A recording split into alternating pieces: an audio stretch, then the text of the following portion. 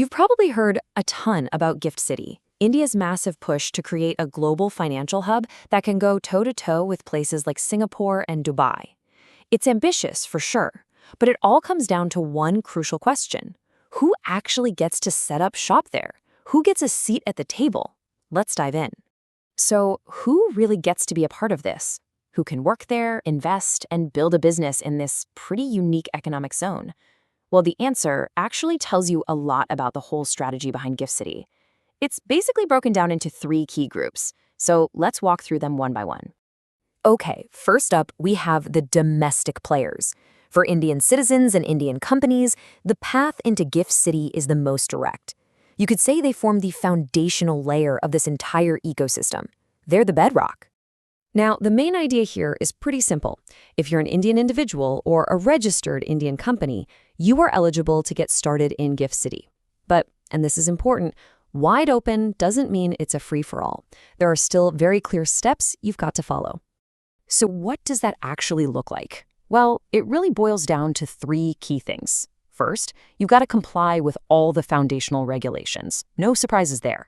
Second, you have to get the specific licenses needed for your line of business. And third, you have to meet any other criteria the authorities have in place. It's a structured process, and it's all designed to keep things stable and high quality. Now for our second group. Look, for Gift City to be a truly international hub, you need global players, right? So foreign individuals and companies are absolutely welcome. But, and this is a big but, they have an important extra layer of rules they need to navigate. And you can see the key difference right here. Both domestic and foreign entities have to deal with the standard regulations and licensing requirements. But you see that plus for foreign entities? That's the game changer. They also have to navigate rules around foreign direct investment, FDI, and other specific ownership rules. It adds a whole other step to the process. So let's quickly unpack that. Foreign investors have to follow India's FDI policies to the letter. In some sectors, that means there might be caps on how much of a company a foreign entity can own, and it's definitely not a one-size-fits-all situation. The rules can be totally different depending on whether you're in banking, insurance, or some other field. All right, let's move on to our third and final category. This group, you could argue, is at the very heart of why Gift City even exists. We're talking about the specialized firms that are the real backbone of any major global financial center. These are the heavy hitters. So when we talk about financial and professional services, what do we actually mean? Well, these aren't just any old companies. These are the experts, the institutions that provide the critical infrastructure that allows finance and commerce to happen on a global scale. They make the whole thing tick. And you can see just how diverse this group is. Of course, you've got your major banks, the big insurance companies, and asset management firms. But just as important is the essential support system, the top-tier law firms, the accounting firms, and the consultants who bring all the expertise needed to make it all work seamlessly.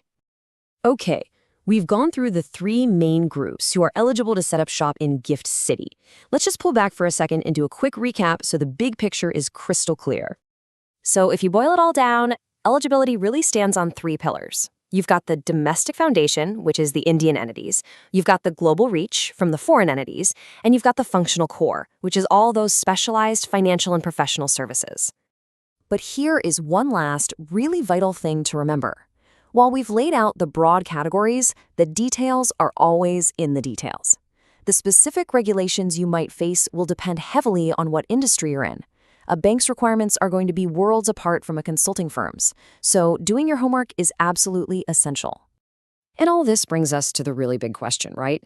By creating this space that's designed for the specific mix of local talent, international money, and specialized expertise, Gift City is setting a very unique stage.